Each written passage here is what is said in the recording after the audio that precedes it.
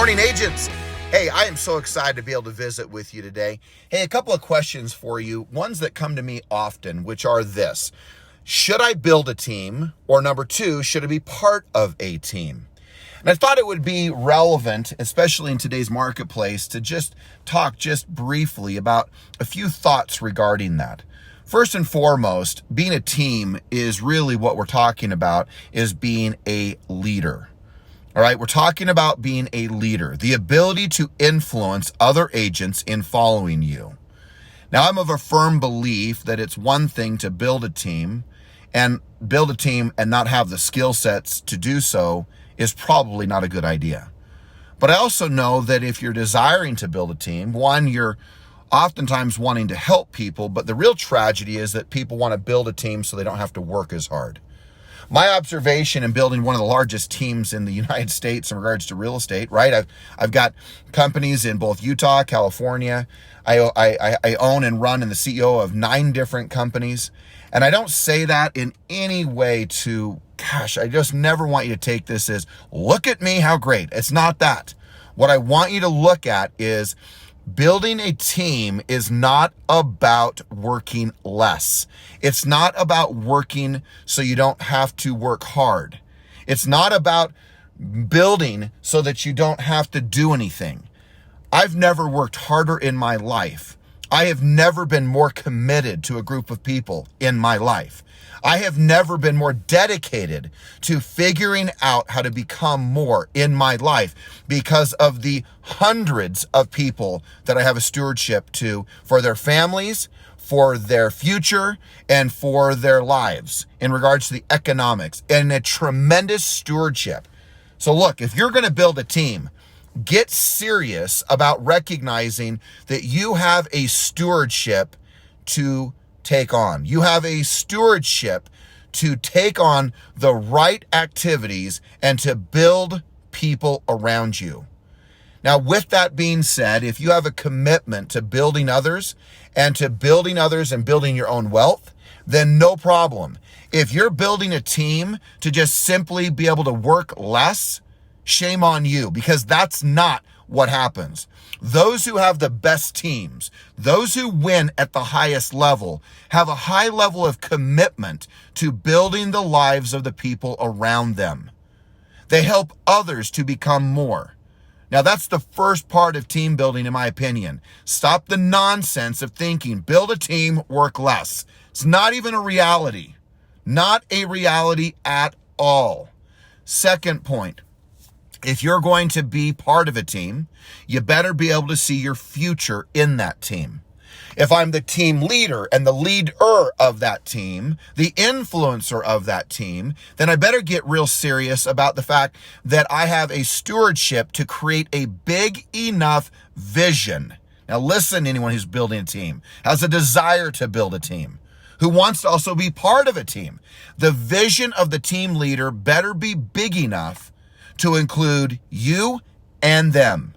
If you are turning and burning people on your team, it tells me that in most cases, your vision is not big enough. Your vision is not big enough because the person who's on your team cannot see themselves on your team long term for a long period of time because your vision is not big enough.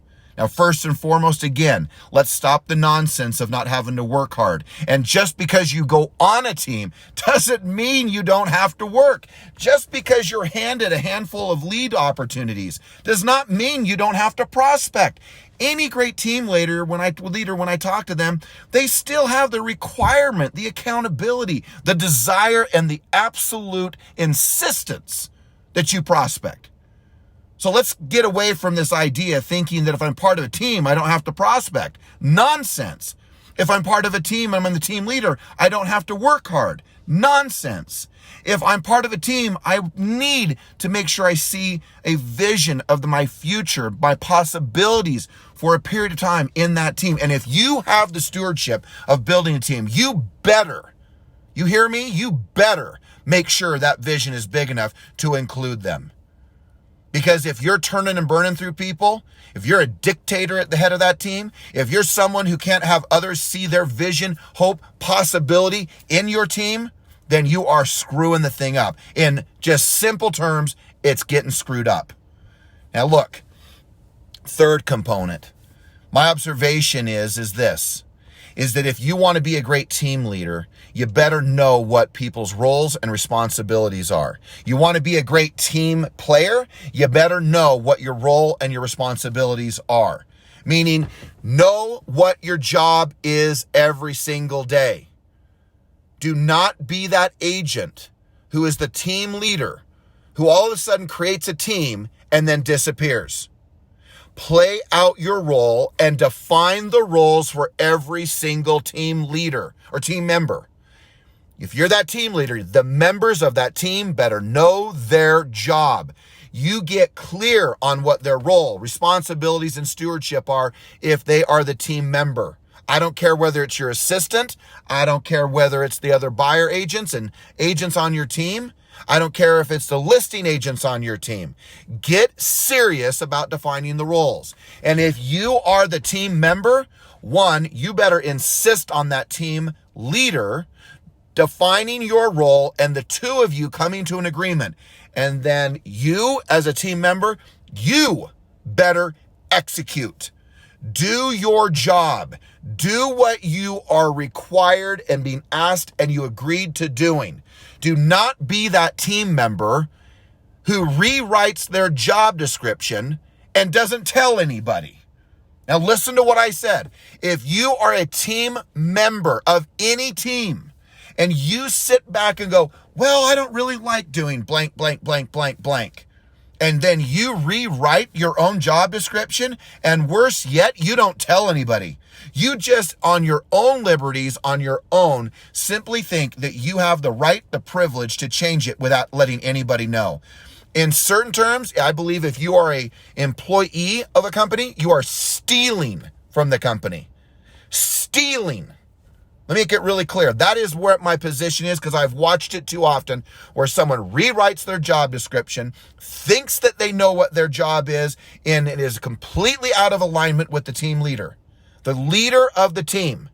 And they never tell anybody that they changed their job description and thought everyone should be okay with it. Unacceptable. If you are the team member, execute. You want to change your job description? Go talk to the team leader. You want to get agreement on that job change, what you're going to focus on, what you're going to do, what you're working through, what your challenges are. That is the role and responsibility of a great team member. And I'll leave you with this, man. You can tell, I hope you can feel my passion to this. You want to lead a team? Get serious about being a leader.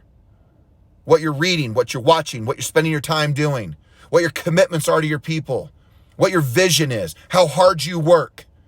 Don't underestimate that your example is the greatest part of leadership. Do not be that leader who says, go do this, and I'm not doing it. But you need to. Go prospect team members. I'm not. That's not my job now. Do not do that. You want to disseminate, you want to destroy, you want to just nuclear warhead to a team, to a company. Not practicing what you're preaching is death to your team. Be the example in every way in your life and see here's the deal. See what can be created. You live the example. You don't come from a place of force and intimidation and driving people into their lives, into obliteration because they didn't do something a certain way. Inspire people into action. Don't intimidate them into it. Give them the freedom, the liberation, the empowerment to be great, not try to force them to be great. Great leadership is about vision, hard work. It's about speaking consistently of what you believe in and who you are and what they are. It's about clearing up the confusion of roles, responsibilities, and what people do. That's what it means to be a great leader and a great team member. And look, in closing, you are moments of your life, we all have them, where we have to follow, and there are days where we lead. But the greatest leaders, the greatest of the greatest leaders that I know, are capable of leading leaders. Leading leaders. Everyone can lead a follower. Everyone can lead a follower. Let's not kid ourselves. But can you lead other leaders? That is a whole different ball game. So you want a team? Get serious about who you become as a leader. You want to be a team member? Get clear with your team leader and what it means to really be part of the team. And then extraordinary things happen when teams are built. So you can tell I have a lot of passion, because nearly every business day I am asked, should I be on a team? Or number two, should I create a team? Let's not confuse ourselves by thinking that building a team is an easy feat. And let's not confuse ourselves thinking we don't have to work hard if we're on a team. And with that, have an extraordinary day. I know there's a lot of passion coming at you. And by the way, if you're a team member, make sure your team leader listens to this if he hasn't or she hasn't listened to it, because this is a message whether you're the team member or the team leader. Talk to you soon.